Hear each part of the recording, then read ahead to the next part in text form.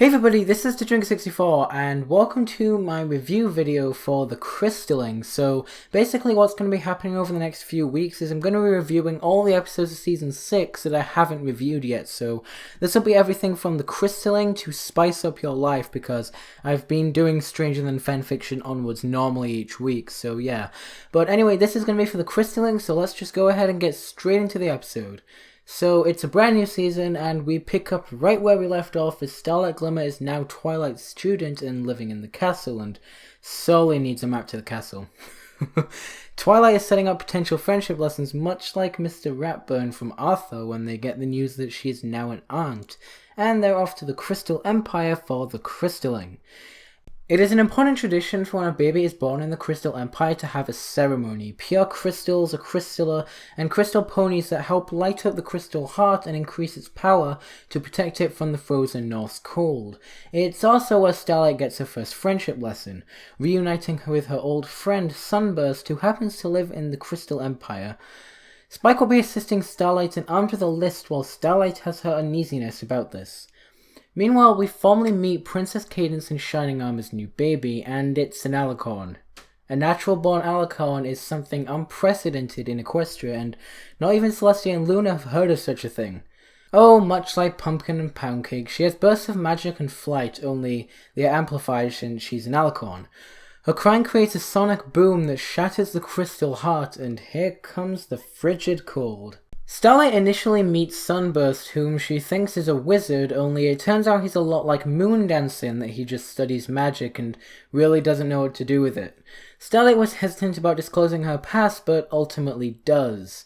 It turns out when both went their separate ways, they really missed each other. Starlight could have helped Sunburst with magic school, and Sunburst could have helped Starlight not be totally evil. With that out of the way, they come to help the princesses in Shining Armor.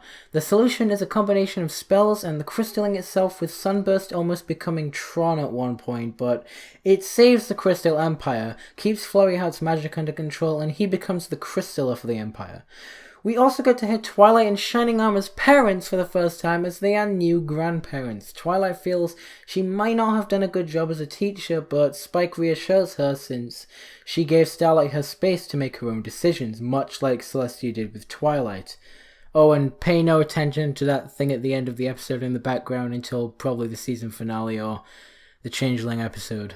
So, this was a nice way to resume things. It was really more of picking up where we left off. It wasn't quite as epic as the previous season premieres, but they don't all have to be super hyper epic.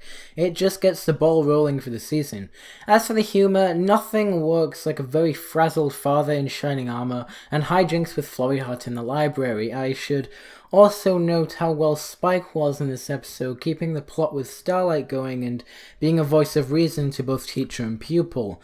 He also had some good moments as well. What didn't work out is that while each of the rest of the main six get some good lines, they really didn't get to do all that much in the episode. I feel like they did more in the Crystal Empire. That's really only the thing I didn't like, but it is a nice start to the season where just getting started at this point. So overall, the plot is interesting. Spike was great in this episode, Shining Armor was pretty good, and so was Flurry Heart. Sunburst, again, a bit too similar to Moondance's story, but that is just me nitpicking on the episode, and the rest of the main six don't do too much. Again, that's probably just me nitpicking at the episode, but that's how I feel. Overall, this episode gets a B+. I liked it, I really did. It's one of the more enjoyable season premieres. Again, the Crystal Empire is probably my least favourite season premiere, but this one wasn't too bad, so I definitely enjoyed it. Anyway, if you guys enjoyed this video, don't forget to like, comment, and subscribe, and I'll see you guys next week for The Gift of Maud Pie. See you guys next time.